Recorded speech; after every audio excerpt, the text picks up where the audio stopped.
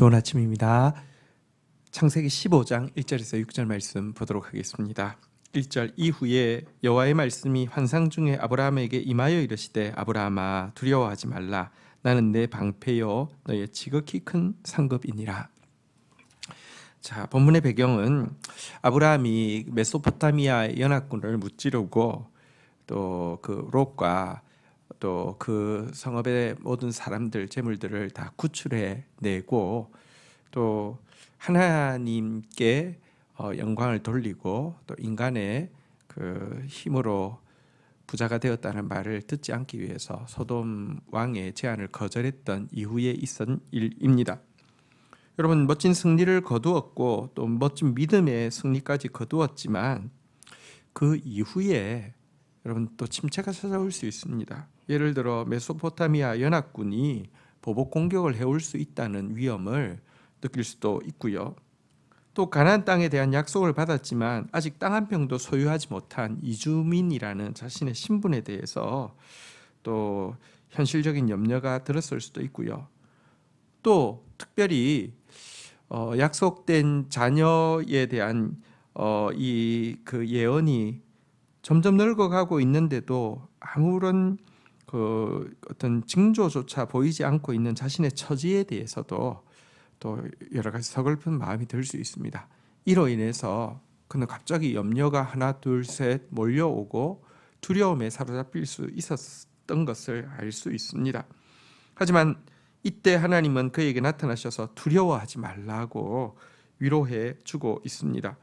그러면서 나는 너의 방패다라고 이야기하면서 그가 두려워하는 모든 위협에서 그를 지켜주실 것을 약속해 주실 뿐만 아니라 너의 지극히 큰 상급이다라고 이야기하시면서 그가 기대하는 것보다 그의 믿음보다 더 크게 채워주시는 분이라는 사실을 분명히 해 주셨습니다. 먼저 여기서 하나님은 우리의 두려움을 아시는 분이시라는 것을 알 수 있고요. 또 이 두려움을 없애주실 수 있는 분이시되 없애주시는 핵심은 그분의 약속의 말씀임을 보게 됩니다. 두려워하지 말라 나는 내 방패요 너의 지극히 큰 상급이니라. 이 말씀에 대한 믿음이 모든 두려움을 사라지게 하는 것입니다. 훗날 야곱이 베델 들판으로 도망 나와서 홀로 있던 그 밤 온갖 두려움들이 급습하고 있는 그 시간에 하나님은 그를 찾아오셔서 이렇게 말씀하셨습니다. 내가 너와 함께 있어 내가 어디로 가든지 너를 지키며 너를 이끌어 이 땅으로 돌아오게 할지라. 내가 내게 허락한 것을 다 이루기까지 내가 너를 떠나지 아니하리라 하신지라. 이 말씀에 대한 믿음이 그의 두려움을 사라지게 했을 것입니다. 오늘도 우리를 두렵게 하고 우리를 염려할 수밖에 없게 하는 많은 상황들이 있습니다. 그리고 하나를 허용하면 둘, 셋 계속 들어옵니다. 하나님의 말씀이 우리의 방패 되시고 지극히 큰 상급 되시는 하나님이 이 모든 두려움을 쫓아내시게 되기를, 또 그래서 그 말씀에 그와 같은 권위를 여러분들이 허락하기를 또 간절히 사모하기를 축복합니다. 2절입니다. 아브라함이 이르되 주 여호와여 무엇을 내게 주시려 하나이까 나는 자식이 없사오니 나의 상속자는 이 다메섹 사람 엘리에셀이니이다. 3절 아브라함이 또 이르되 주여 내게 씨를 주지 아니하셨으니 내 집에서 길린 자가 내 상속자가 될 것이니이다. 자, 하나님께서 지극히 큰 상급이라고 하신 것에 대해서 아브라함은 이렇게 질문하고 있습니다. 주님 내게 무엇을 주시려고 합니까? 지극히 큰 상급이라고요? 사실 저에게는 자식이 없습니다. 저의 상속자는 이 정말 종이지만 충성스러운 다메섹 엘리에셀입니다. 한 번만 이야기한 게 아닙니다. 3절에 다시 한번 이야기하죠. 주께서 내게 씨를 주시지 않았지 않습니까? 그러니 내가 길린 자 중에서 상속자가 될 것입니다. 다시 말하면 다메섹 엘리에셀이 상속자가 될 것입니다 라고 두 번 이야기하고 있습니다.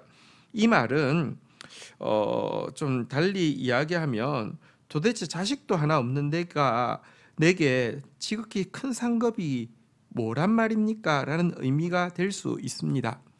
자, 그런데요 여기에 대해서 하나님께서 또 답변하십니다. 4절 여호와의 말씀이 그에게 임하여 이르시되 그 사람이 내 상속자가 아니라 내 몸에서 날짜가 내 상속자가 되리라 하시고 5절 그를 이끌어 밖으로 나가 이르시되 하늘을 우러러 무뼈를 셀 수 있나 보라.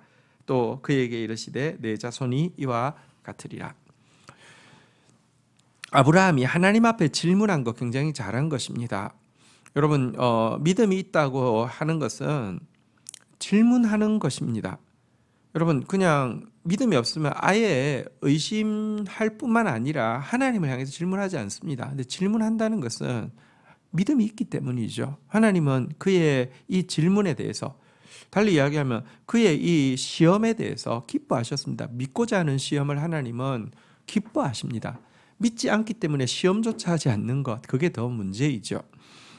그의 말에 대해서 분명히 하나님이 일단 말씀하신 것은요, 다메섹 엘리에셀이 너희 상속자가 아니다 라고 이야기를 하시고 나서는요, 그를 이끌어 밖으로 나아가게 하셔서 밤 하늘을 보게 하셨습니다.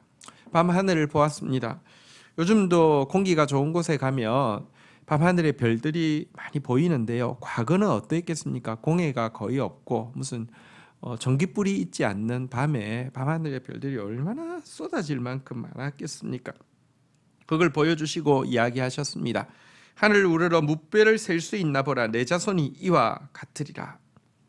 지극히 큰 상급, 우리한테는 잘 믿어지지 않고 보여지지도 않지만요, 여러분, 하늘에 셀 수 없는 별, 사실은 별의 개수는커녕 별들의 군집인 은하계의 개수조차 우리가 파악을 못할 정도라고 합니다. 얼마나 많은 별들이 있겠습니까? 이거 셀 수 있을진데 내게 주신 약속 셀 수 있을 것이다 라고 하나님 말씀하셨습니다. 하나님의 상급은요, 정말 지극히 큰 상급입니다. 자, 이렇게 말씀하시자 6절, 아브라함이 여호와를 믿으니 여호와께서 이를 그의 의로 여기시고.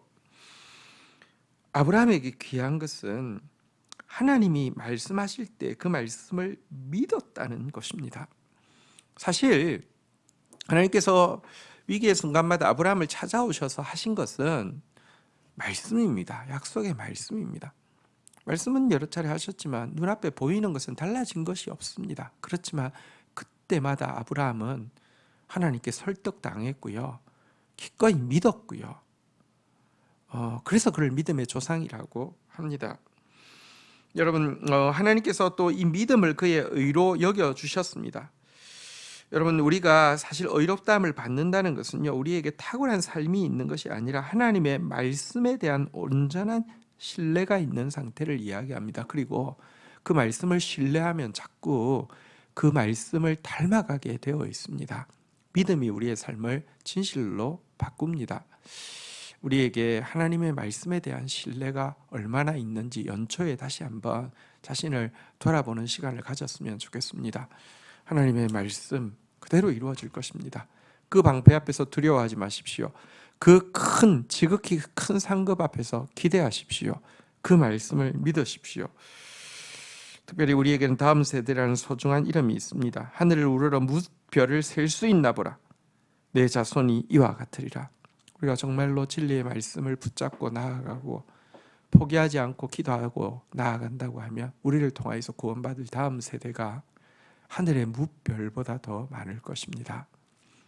자라 무성하여 결실할 것입니다. 주신 말씀 붙잡고 기도하며 나가도록 하겠습니다.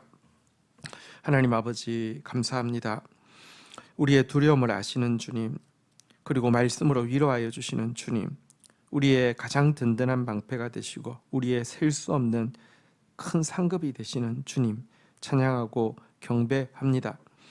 하나님, 그 당신의 말씀을 신뢰할 수 있는 그런 믿음을 허락하여 주옵소서. 당신의 말씀을 신뢰함으로 말미암아 당신을 알아가고 닮아가다가 주님께 참 의롭다 칭함받고 또 실질적으로 의로워지는 그런 사람이 되어질 수 있도록 은총을 베풀어 주시기를 간절히 간구하고 소원합니다. 특별히 하늘을 우러 무별을 셀 수 있나 보라. 내 자손이 이와 같으리라 약속하여 주신 이 말씀이 우리 교회를 향한 말씀입니다. 다음 세대의 교회를 통하여서 진리의 말씀과 성령의 불이 임하게 될 때에 구원받을 수많은 영혼들을 바라봅니다. 올 한 해 그것을 또 믿고 나아가다가 열매 보는 한 해가 되어질 수 있도록 축사하여 주옵소서. 예수 그리스도의 이름으로 기도 올립니다. 아멘.